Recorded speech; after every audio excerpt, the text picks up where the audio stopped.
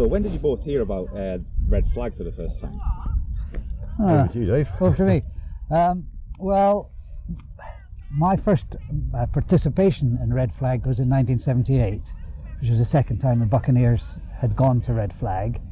But I think it's probably important that people understand that red flag was spawned by the United States Air Force after the Vietnam War, analysis of the Vietnam War and the Linebacker series of operations proved that the Americans were losing compared to the enemy at a rate of 2 to 1. So for every MiG that was shot down, the Americans were losing 2 aircraft, which was clearly unacceptable.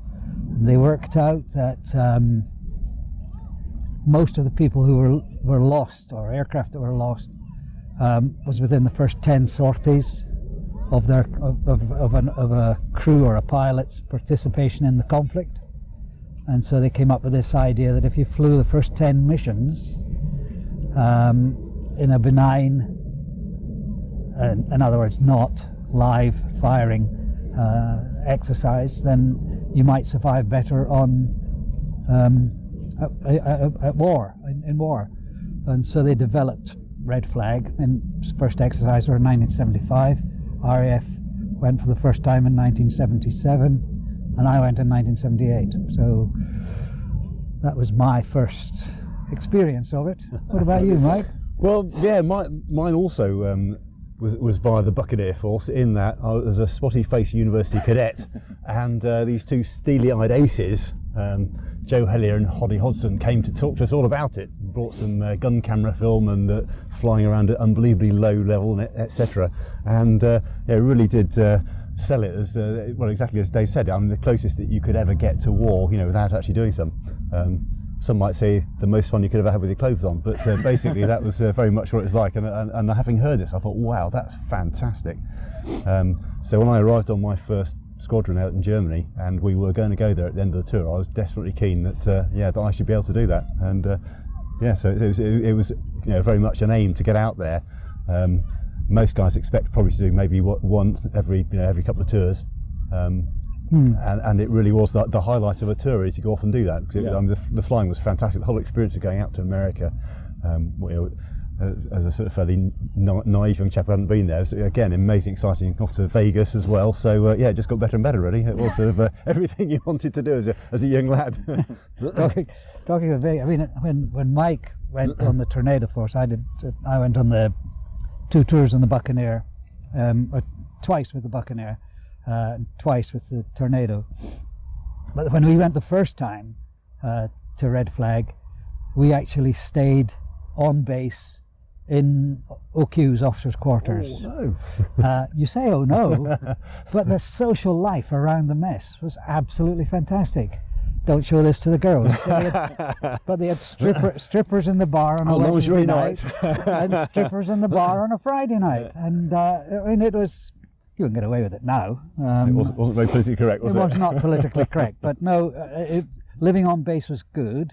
It was a bit of a hike into Las Vegas, but no, it was good. I mean, from the point of view of the flying at the time, I would say, was the best you could ever get in a career in the Royal Air Force.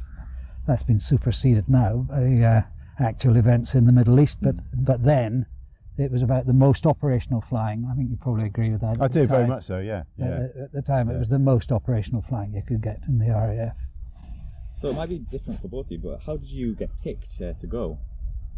Well, if I may jump in first. Yeah. The squadrons were selected to go.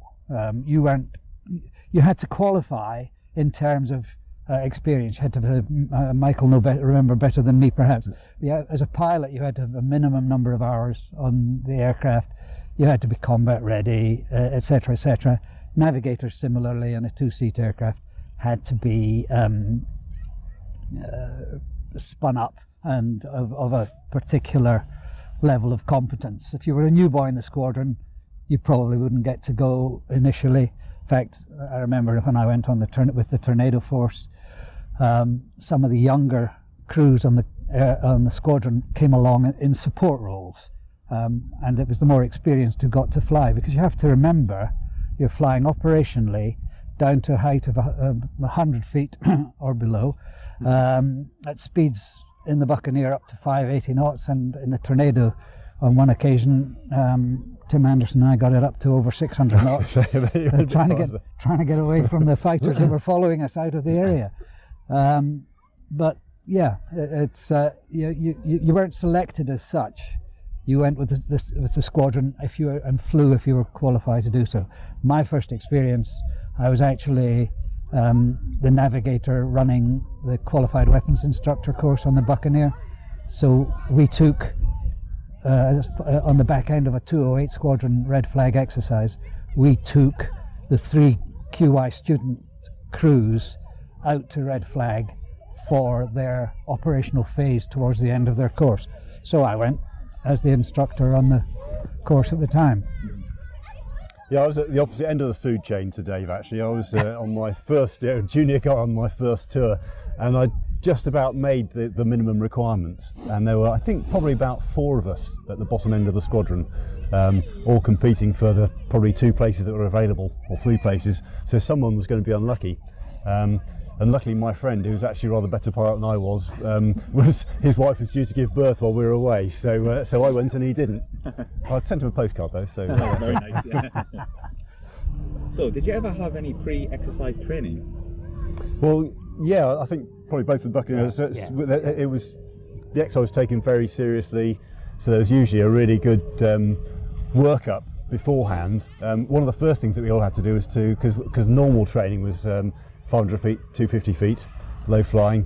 Out in America, as Dave has mentioned, it's down to 100 feet, and that's actually, it's quite a big step. I mean, the first time I ever did it, I thought, good Lord, so big eyes, and and so it was an effort to, first of all, to learn how to fly at that height. And if you can imagine, I mean, if guys in the back, it's a massive leap of faith that this nutcase in the front isn't going to kill you. You hope that he's frightened enough that he's going to keep clear of the ground.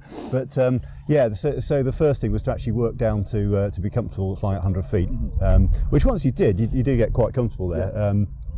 But also then to build in tactics. And so, for example, one of the workups that I did when I was on 31 Squadron, we went to Lucas, and we were there for 2 weeks at RAF Lucas. We're working with the Phantom Squadrons there at the time, working through Spade Adam, on various ranges there, and also our Tame Army Major had got some inflatable tanks he took out and sort of put up here and there. There was actually, again, almost all the bits and pieces that were like a red flag exercise put up there in Scotland and Northern England, so we could actually practice it. But that was actually some of the best flying, because when you look at the actual flying, because the flag exercise were, you had one sortie a day if you were lucky and the weather was okay. On a 2-week detachment out to Lucas, you'd probably fly, twice a day, and so you really would fill your boots. So in many ways, the workup was, in some respects, better actually than the exercise itself. I was just going to say that because on the workup training, as Mike said, you were down at 100 feet, you were down at up at 550 knots. Operating in low-flying areas in Scotland that are cleared for that operating at that height, and you had fighters doing, intercepting you, combat, and the whole 9 yards. And particularly, I know in the Tornado, which I flew subsequently, we had self-defense weapons. When I first went out to Red Flag, the Buccaneer had no self-defense weapons whatsoever. So we had to. The aim of the Buccaneer was to always strike progress, is what we called it, and it was known as strike progression. You had to get through to the target no matter what, and you get airborne from Lossiemouth or Leuchars with a 6th ship of Buccaneers in a information penetrated towards the target, and then all hell would break loose as a couple of Phantoms would come into the middle of the formation. You'd split the formation completely. But you all knew what the time on target was, you all knew where the target was, and you all endeavoured to get back on the timeline. And again, 2 sorties in a day in that sort of environment was as good as Red Flag. But you had to do it to prove to yourself and prove just to yourself, but to your peer group and to your squadron commander and the chain of command, that you were ready to go to red flag, because in red flag, because of the terrain and when we look at the maps later on, you maybe see it was a completely different environment, and there was a greater probability or possibility of somebody screwing up and hitting the ground. That was on day one actually of Red Flag, when you went in for a mass briefing. They showed the horror film, and it was a whole series of aeroplanes spearing in, guys spreading themselves across the desert there. So yeah, it was actually, it wasn't a particularly benign environment. It was one where you could very easily kill yourself if you weren't pretty careful. So the sun, the mountain ranges, and the weather factor out there, which was perfect, but it caused a lot of haze and gave you, I can't actually remember what they called that. But it's like an optical illusion thing, wasn't it? There was an optical illusion. The mountain, a mountain would look, you'd look at a mountain in front of you and think you were about to clear the mountain, when suddenly you'd see that actually it was a bit further. But behind, there was another mountain behind it. So false ridges and things like that. Yeah, there was all sorts false of ridges and all sorts of things. So it was really hazardous operations, but fantastic fun. Yeah, that's right. So how did it differ to flying in the UK? In almost every single respect, I would think. I mean, the terrain was completely different. The area, the actual ranges in there, it's about the same size as the whole of the south of the UK, so it's a massive area. But most of it's a plateau at about 6,000 feet above sea level, and it's completely, or would be completely and utterly flat, big salt pans with no foliage or trees or anything like that, dead and completely flat. And then about every, I suppose, 20 odd miles or so, there'd be this range of hills that can plunge vertically upwards to another sort of 3,000 or 4,000 feet and then back down again. So you end up with these vertical or massive, great big ridge lines, and high ridge lines as well, and then back down again and completely flat, and the series of ridges that you'd have to cross on the way in. So the terrain was completely different to the UK. It was there wasn't a lot to avoid. There were some farms in the middle of the area, and obviously Area 51 as well. So in terms of avoiding things, you didn't really have to. In the same way that in the UK you'd be avoiding sort of hospitals and villages and God knows what else. So that wasn't a problem. But no, it was a very, very different environment to operate in. I think one of the things that was different too was the American air traffic control system. Whilst it was followed all the norms of air traffic business, the structure of the airspace in America was something that we weren't particularly familiar with. So they had very, very closely controlled corridors to get out of Nellis, into Nellis, and to the ranges. And although it was one massive range area, the Nellis range area, there were different things going on in different sections of it, and you weren't allowed to fly through them. So the first thing you did, this might sound odd, and what was very much a low-level exercise, was you'd climb out of Nellis with your 6 or 8 aircraft to 15,000 feet, and you'd fly for a good 20 minutes. Yeah. At 15,000 feet through between two ranges, with this Area 51 dreamland off to your left-hand side, with everybody looking at it a bit like this, predominantly trying to see what they could see, and then up into the areas. For then you would have free play, to all intents and purposes. There were some restrictions, some imposed by constraints of your own operations, or some constraints that might just have been put on for that exercise by that mission commander on that day. So yeah, it was certainly different. I mean, the terrain, as Mike has just said, was completely different to anything we would have experienced. I didn't take part in anything in the Middle East. You did, I think. Medium level, not at low levels. So even at that, the terrain, I mean, it didn't even match that. So how many times a week or a day would you fly? On Red Flag, it was very strict. It was once a day, and that assumed that you were that you were lucky enough for your airplane to work, and for, because I think we used to take, well, I say about 9 airplanes, but we usually launch 7 with the aim of getting 6. Although if the 7th was still around, then all would go. So you might find yourself on the program for, during the week. So there'd be 5 flying days. In fact, there'd be 4 because the first one would be the mill day, but actual sorties probably 4. So you might do 3 or 4, but again, it depended on the weather. If the weather was bad, because I mean, that part of the world, the weather's either fantastic or it's awful. And if it's awful, you don't fly. Right. Yeah. That said, we because we had the terrain following radar, there were occasions when we were allowed to launch when most of the other aircraft weren't. So you could get a sortie in that, but again, it'd be fairly limited. But so the whole thing about flag was, I think, that you had this all the planning process, which Dave sort of touched on. We're going to go into in a bit more detail. You'd then fly the sortie itself, which was sort of, I don't know, an hour's worth of utter carnage of trying to work out what's going on. But then you come back, and the kind of the main bit, I suppose, in many respects, was this huge debrief that you'd have, where you'd go through. The whole mission would be replayed. Every airplane carried a data link pod on it, so you could actually then watch the whole mission being replayed on this big screen and showing where all the airplanes went and all the engagements, and they'd stop engagements halfway through. Stop there, and you could flick to see the cockpit view from the fighter or whatever. They'd then put up threat video, so all the little SAM 8 sites and SAM 6 sites would have cameras on it, and they'd show their sort of their claims, so you could see how you got on with your countermeasures and things. And so the idea was, again, coming back to what Dave mentioned first, it was to give you those 10 first missions, but to actually learn the lessons each time as well. Yes. So I mean, you only flew the once a day if you were lucky on all the days, but it took out the whole day. Yes, the whole day. And then you go to the O Club and drink beer. Drink beer, yeah. And pay tax. I mean, that's right. That's absolutely right. I mean, when I did the very first one, we didn't have data link in those days. There wasn't a process like that. It was all word of mouth. But that's neither here nor there.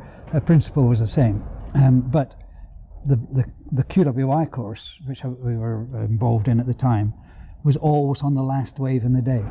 But that didn't mean that you went in at midday, drank coffee, planned a route and flew and then went back to the bar.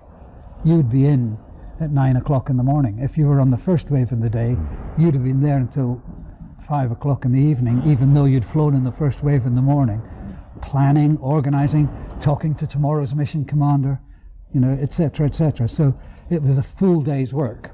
And if you were on the end wave of the day, you probably got to the bar about 7 o'clock at night.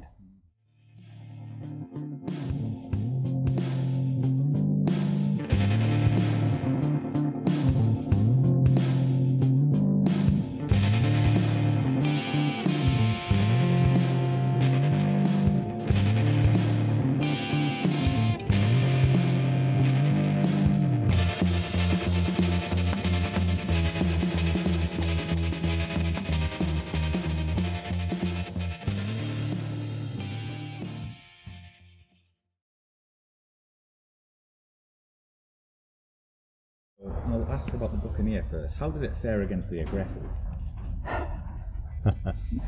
Well, as I said earlier on, first time I went, we didn't have any shoot-back capability. The second time I went in the Buccaneer in 16 Squadron, we had AIM 9 Sidewinders. But it's not. This aircraft was not built to get into a fight with anybody. It was built to go hell for leather, low level over the sea predominantly. The Buccaneer, when the first time I went, there were all sorts of myths and stories about about Buccaneers turning aggressors upside down in their wake at 30 feet over the desert. Frankly, I didn't believe any of them, and I'd had to seen it myself to be sure that it had taken place, which I doubt. But there was certainly an attitude amongst the American aggressor pilots, whether they be from the dedicated aggressor squadrons or Marine Corps F4 guys who are up for the exercise, that the Buccaneer had beaten the United States Air Force in the very first red flag in 1977. So in 1978, when we went, their attitude was, if you can kill a Buccaneer, you're a hero in the camp. So it was get a Buccaneer or not. But the thing about the Buccaneer was we really could push it down to pretty low level. I won't say how low because I would only be contradicting a certain pilot.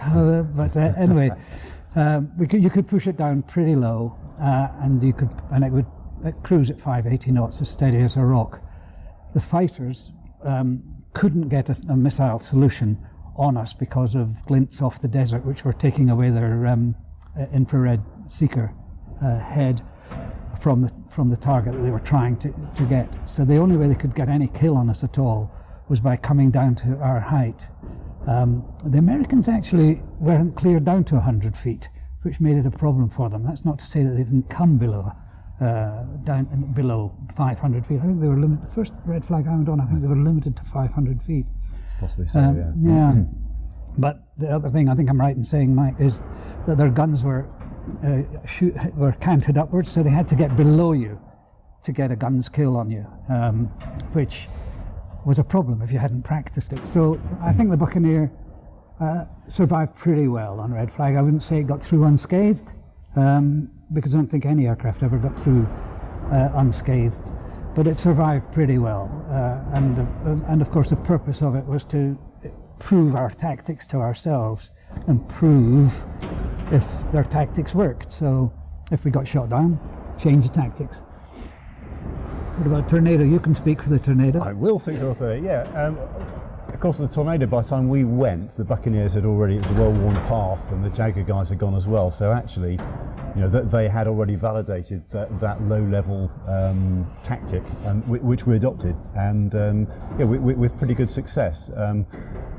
I certainly against the ground emitters, we were very good indeed, and it was quite interesting. They'd show the videos, and the guys would go, gee, a tornado, and then A, we were there and gone very, very quickly. B, we did what small amount of ground was there. We were very good at terrain screening behind, so we break lock that way, and also our jamming pod and our chaff dispenser were very, very efficient. So we were very good at that.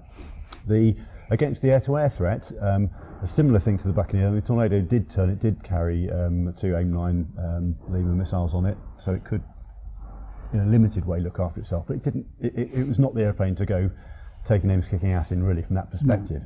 No. So again, our tactic was the same as the Buccaneer: run away bravely and split the whole formation so only one guy gets killed. Yeah.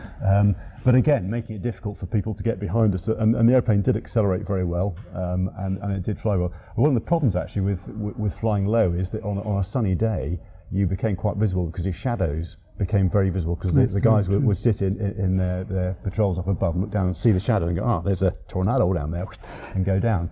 But and again, I think they did, because the RAF had done pretty well. I think that the guys were actually quite keen to get claims against us if they could, because the RAF did have a reputation of being pretty damn good actually, and hard to get hold of. So I think we accounted for it pretty well, really. So did you always fly with the same crew? So do you always have the same navigator and you always have the same pilot? Yeah, that was the thing that for flag, I mean, one of the jokes on I think all Tornado squadrons were on was that if you found something you particularly didn't like, then get crewed up them because you never fly with them. However, the one exception to that really was red flag. It was taken so seriously, and so both the workup and the actual exercise itself, you fly as a constituted crew, which was fantastic actually, because you got to know each other really well, and you got to know how to work with each other, and you know the guy's strengths and weaknesses, you know yours, and you kind of compensate for each other. So it was fantastic. Yeah, I think that's absolutely right. I mean, generally speaking, in fact, if you go back to my first tour on the Buccaneer, I was crewed with one particular pilot. In fact, we'd gone through the OCU together, and I hardly ever flew with any other pilot for the whole of that tour. If I wanted to take leave, he had to take leave, so we flew together. But going back to the subject of red flag, not only did we fly as constituted crews, we flew as constituted 6 ships. Yeah. Because not only did you get to know as a constituted crew the foibles of the man in the front seat or the foibles of the man in the back seat, you got to know the foibles of the people around you. So you were constituted as a 6 ship or an 8 ship formation.